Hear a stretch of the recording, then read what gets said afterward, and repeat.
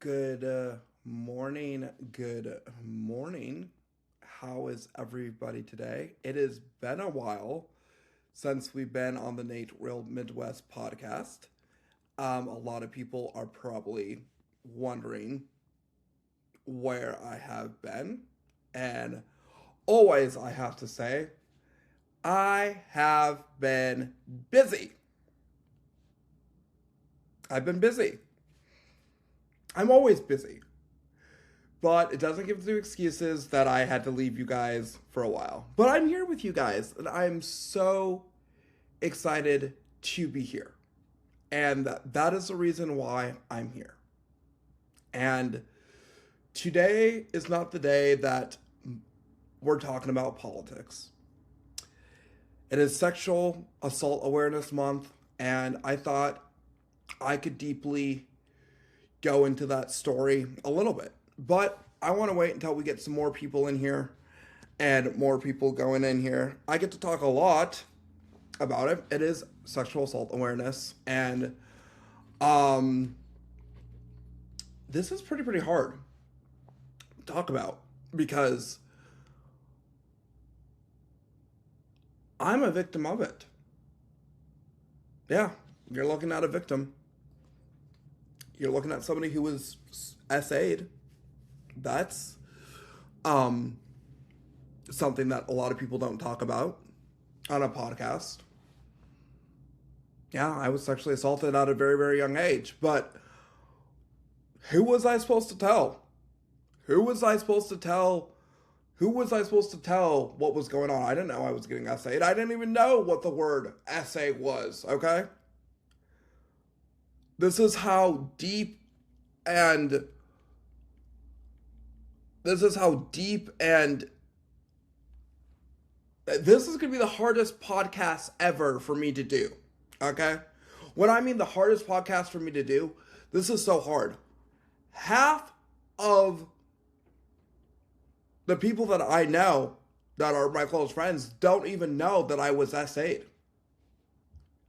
It was that secretive in my family. Only certain people knew. But I'm done hiding that. Okay? I'm done hiding that. There was a case in 2015. Yes, I was SA'd.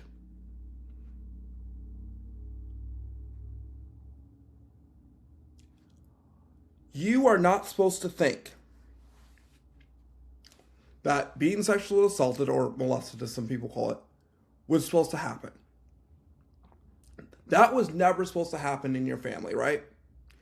You were not supposed to think that your child was supposed to be SA'd, right? And I think it was a huge surprise to my parents that our son just got SA'd. Our son got, yeah, that is not supposed to happen. Not supposed to happen in the family. It's not supposed to happen in a Christian household, right? Correct? Yeah, that's what you think. Well, I've heard about sexual assault across Minnesota. I've heard about it across the United States, but I would never thought it was going to happen to my family. Now, is my son gay? No, mother, I wasn't. I was SA'd.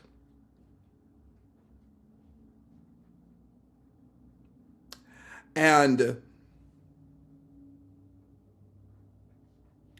what was happening in that time was horrible.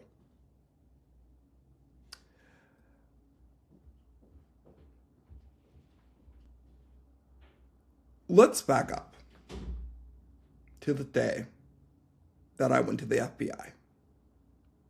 Okay. It was a Monday. And it was after it was pretty much after my high school experience. I was at high school. It was like my first year of high school. It was my second year of, well, my first year of high school, first year not being sheltered in the state of Minnesota. I mean, my family was sheltered, but my parents were like, well, let's try something. Let's send them to high school. Yeah, let's be done homeschooling and let's send them to Wayzata High School, okay? That is something that you're not supposed to expect. You're supposed to think your high school is supposed to go well into the idea. Monday came around, and yes, I have autism, and I can tell you, yes, I remember the date when I went to the FBI. Yeah, I do. It was April, and I went on a Monday. You could be surprised how many days I remember. Went on Monday, Jan Hassan.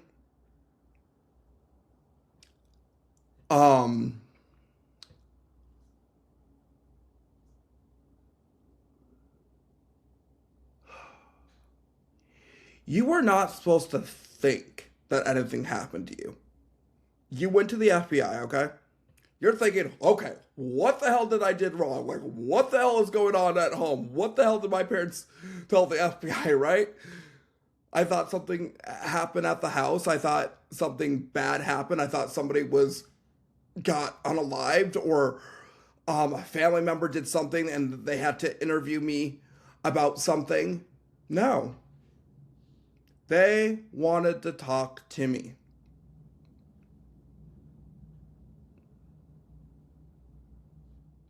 They wanted to make sure that I understand what was going on and what happened.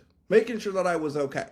Now, my dad, on the other hand, he was like, ugh, he was more of the silent person when he found out.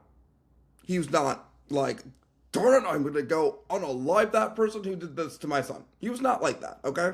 No. He was like, okay. It was just like a big shock. And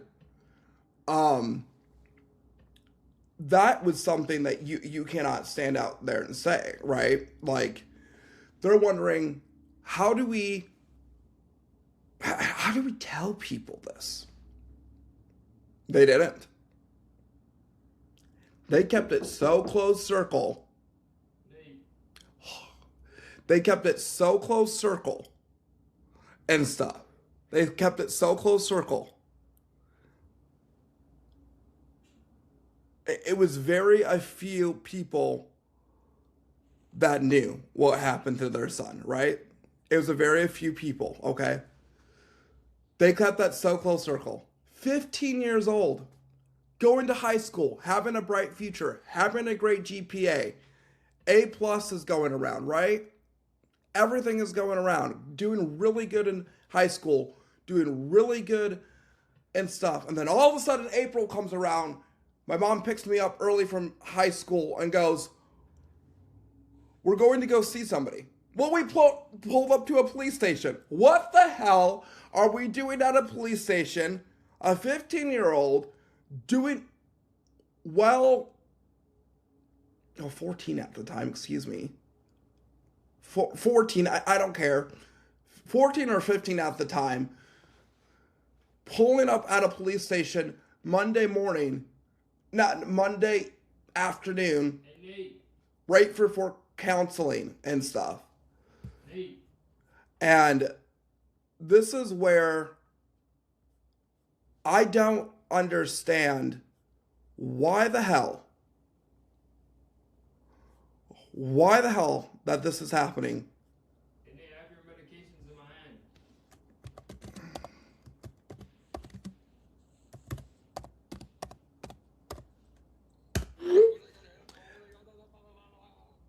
hand. Exactly. And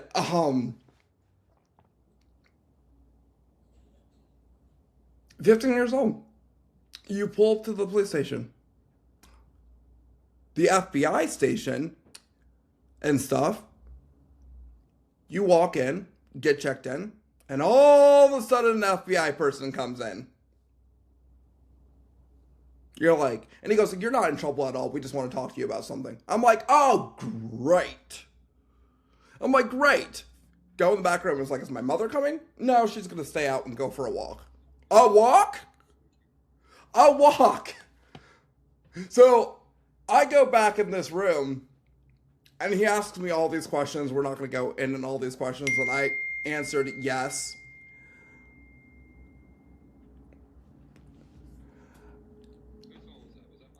And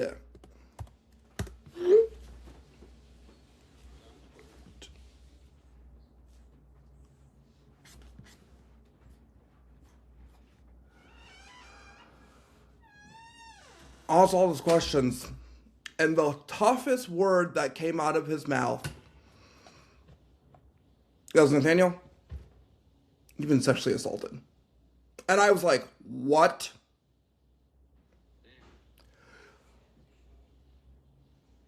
My life changed right there. What people are going to think, is this going to go all over the news? What is going to go on, right? This is like, you have that feeling that Minnesota is going to take this story up at age 15, right? Age 15, they're going to take the story out, put it all in the news. I'm going to be blasted all over the news. So my life changed after that. Went to go see my counselor after that. I went home, went up to my parents' bedroom, and watched a movie.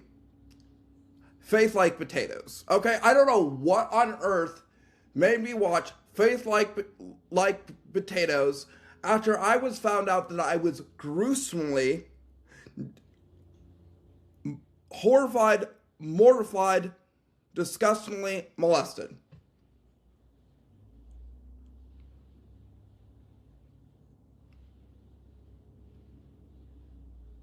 It doesn't end there.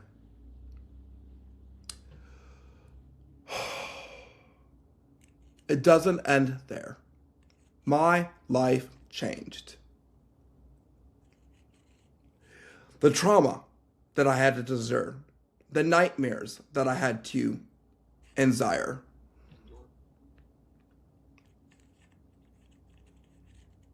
But what was the whole damn secret? What was it? If this was prevented, and I knew if this was wrong, I grew up in a Christian/Jewish household.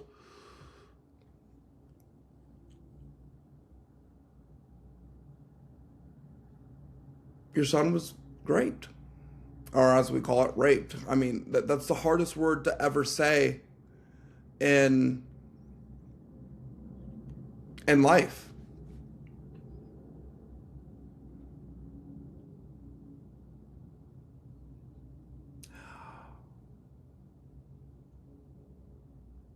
I'm more open about it now than ever. I don't want people to think differently. I don't want people to feel bad. The only problem it was my parents failed as parents in that moment to keep me safe. And I didn't know. I didn't know. And that's the hardest part.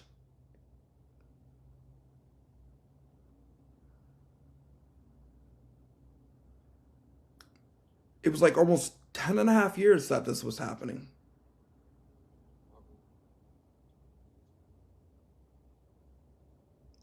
But allegedly, the alleged accuser decided to come out.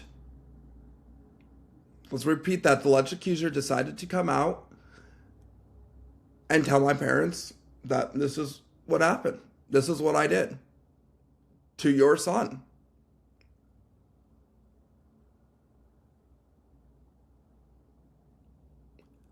How does an accuser or the perpetrator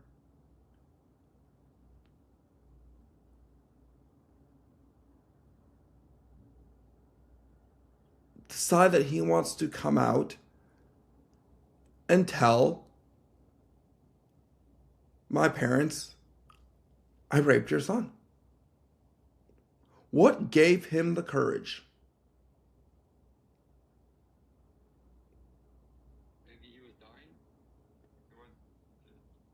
No, I don't think he was dying. I think he wanted to get it past him, knowing that he was going to get in trouble. Knowing that he was gonna, maybe that there was gonna be less consequences for him. That guilty conscience is a bitch, man. Quite interesting. But I can tell you very surely, he told my parents. I remember it was on a night and I sensed something.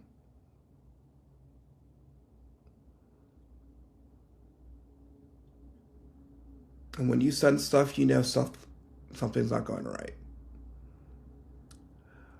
I have to go somewhere, right? You have to go hide. What are you supposed to do? You knew something was not right. You don't call my parents. What time does your kids go to bed? If we mind coming over and talking to you. And I'm like, oh gosh. What is this about?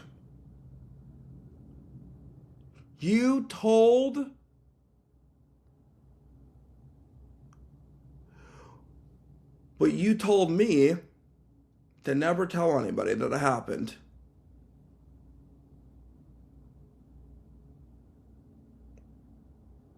So why on earth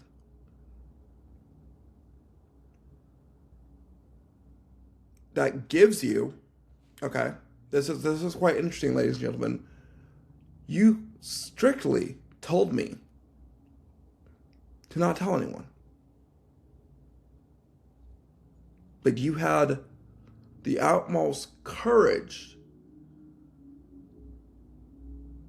to tell your parents, then my parents, after you begged me to not tell anybody. And should we talk about the other stuff that you should have been charged with? You should have been charged with CP, the pictures that you took. I'm wondering if you sent those to your friends. I don't know why they didn't go through your phone.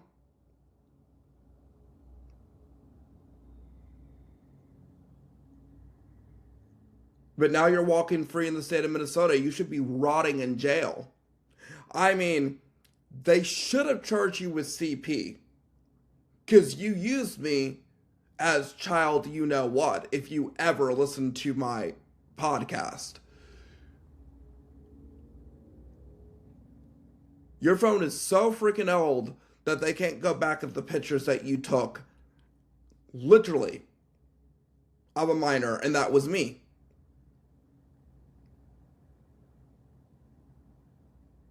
I forgave you.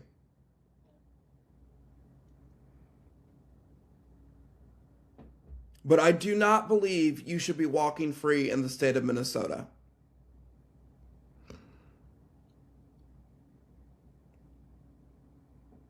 You hurt me. You scarred me for life.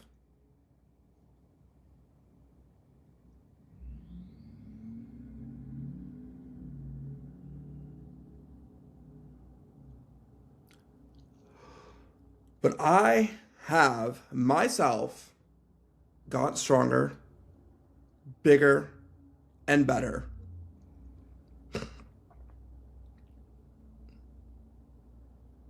But you will never know the pain. Because you have never been in the pain.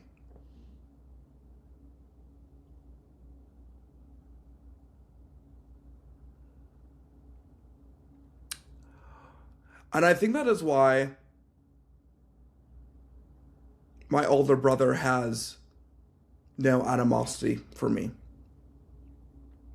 I'm so sick and tired of hiding it. I'm done. I'm not going to be nice. I'm not going to be this type of person that is going to sit here and say, well, your older brother loves you very much. No, he does not. I'm sick and tired of fake love. I'm sick and tired of fake lies. I'm sick and tired of people telling me that I cannot disrespect my brother. I don't care about that. All right? I don't care. I had a traumatic thing happen to me. I should not be treated in a certain way that love defines it in a life. I'm so sick and tired. Be careful what you say about your older brother. You can't talk about your older brother. I don't care anymore, okay? The truth needs to come out. My older brother is nothing more than a disgusting human being that lives on this freaking earth. He's disgusting. There's nothing else that I can say. I'm so sick and tired of my parents slashing and backing this man up and telling me that he loves me. Oh, this man does not love me. And that's the truth. And I'm sorry, Grandma and Grandpa. I'm sick and tired of me holding these feelings out. Your oldest grandson is horrible.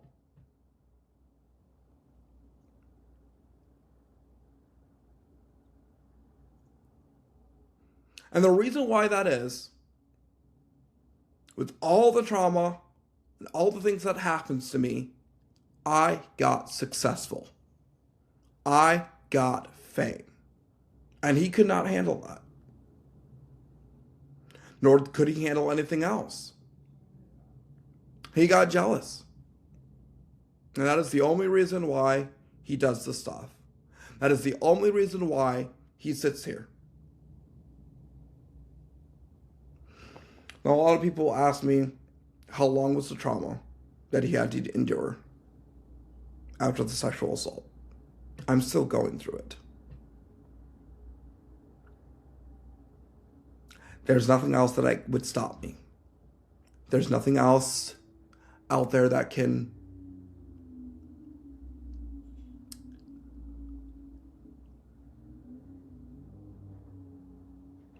it is still, till this day, traumatizing. It will always be traumatizing. I was literally forced in PTSD.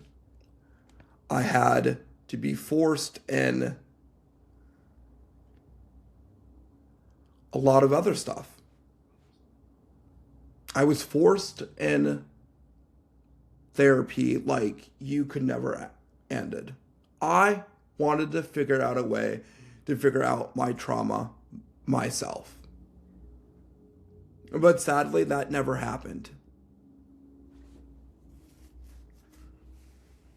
My parents forced me in trauma therapy like it was like they didn't understand what was going on. You need to get into therapy. You need to do this. You need to do that. I'm like, no. Maybe we take a break and see what I need. You never asked what I needed. You forced me.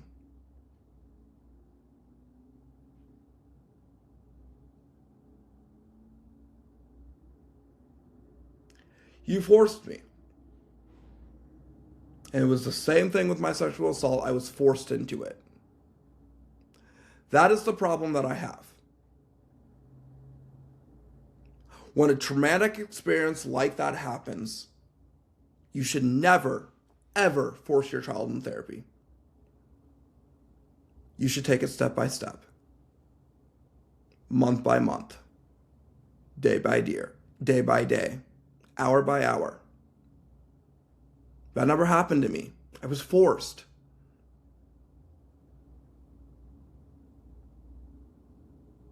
Music is my number one thing. Why didn't you sign me up for a music camp? Why didn't you put me in choir? Why didn't you put me to learn a new instrument? Why didn't you put me in music therapy? Why did you force me to go to therapy and talk?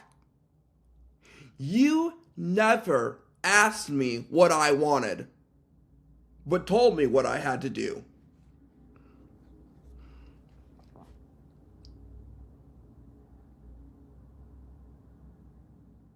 What was more traumatizing after that?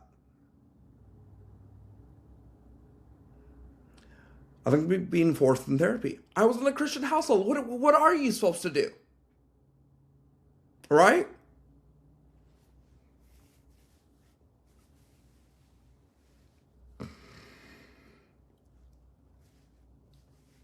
What are you supposed to do?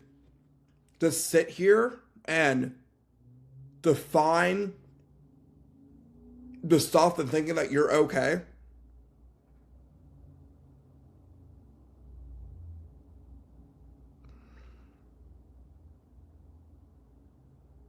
There was nothing that I was supposed to do.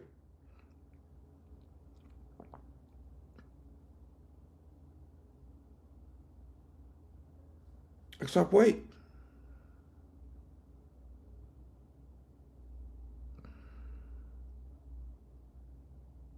Except wait to see what my parents' house was going to force down my throat. Wait to see what my parents were going to do.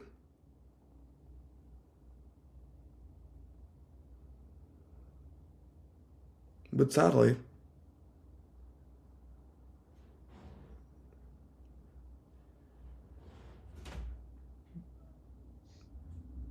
that day came.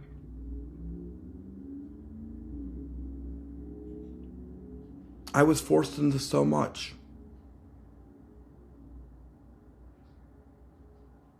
And that is why my story has been taking forever to come out. And that is why I was brave enough to tell people what happened. Because my parents were never going to tell. They were going to keep that secret like nobody else's business. I'm done hiding that. Yes, I am a victim of sexual assault. I'm a special units victim. You watch Law and Order, and that is very funny how Law and Order really, special units victim, really resonated to me. How I would watch that every day when I got home from school. When I got home from Waconia. When I lived in Waconia. Because you know why? That was my only reason to cope. That was my only reason to cope. That was therapy right there for me. Then after that, I watched 13 Reasons Why. And I tell you, 13 Reasons Why has helped me. A lot of people, did I have any chance of unaliving myself? Oh, you don't even know what the chances were then. They were so freaking high. I mean, was there a thought of me trying to unalive myself after the trauma? Yeah, there was.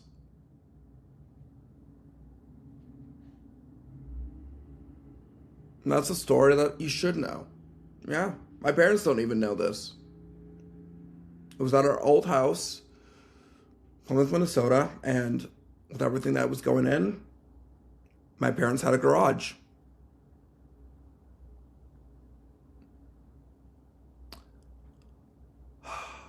My parents, I think, were upstairs, downstairs. My baby siblings were walking all around, and I just went in the garage. I was about 15 at the time. And my dad was a carpenter, and I found a utility knife.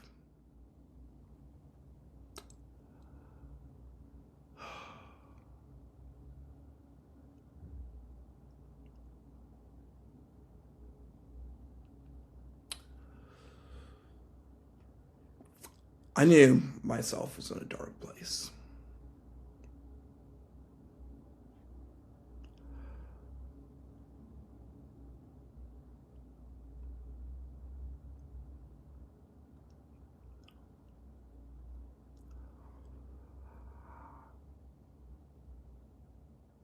I wanted to take that utility knife.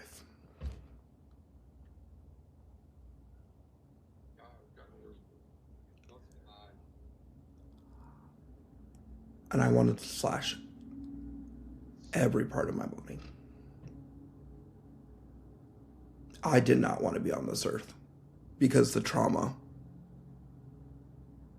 that I had to go through. I was so mad. But then I remembered something. If I did that,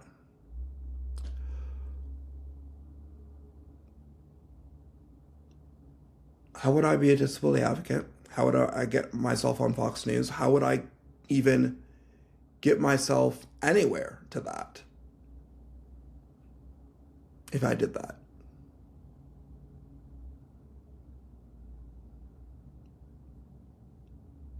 And I almost took my life in 2021 again, too. 2021 was more, I remember the date, but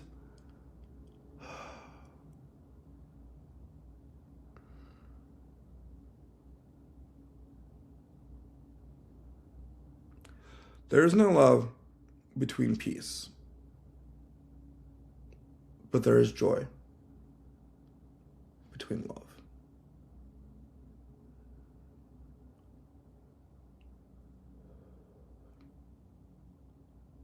The hardest thing that anybody has to go through in life.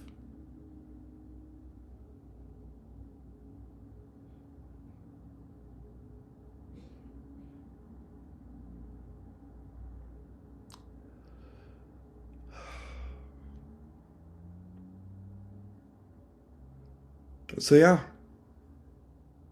I'm a victim of sexual assault, and I'm not ashamed to say it. But I'm stronger. I'm better. Yes, I still have PTSD from it. Yes, it's still traumatizing. But yes.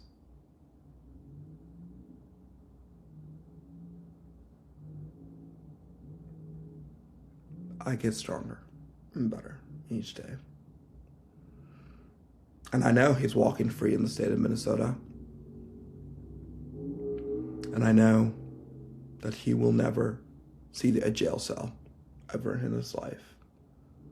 So Democrats, before you think that Donald J. Trump is so bad, look at your own governor. I never got justice when I was essayed or sexual assault. That's what I have to say.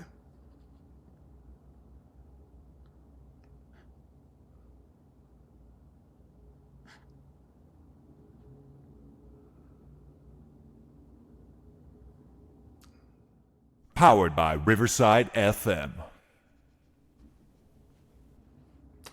And that is the end of the podcast. Thank you for joining the Nate Real Mess. Not Real Mess, Nate Real Midwest podcast. I mean, if it was a real mess, we would be having a problem, wouldn't we all? Love you guys all. Thank you guys for joining.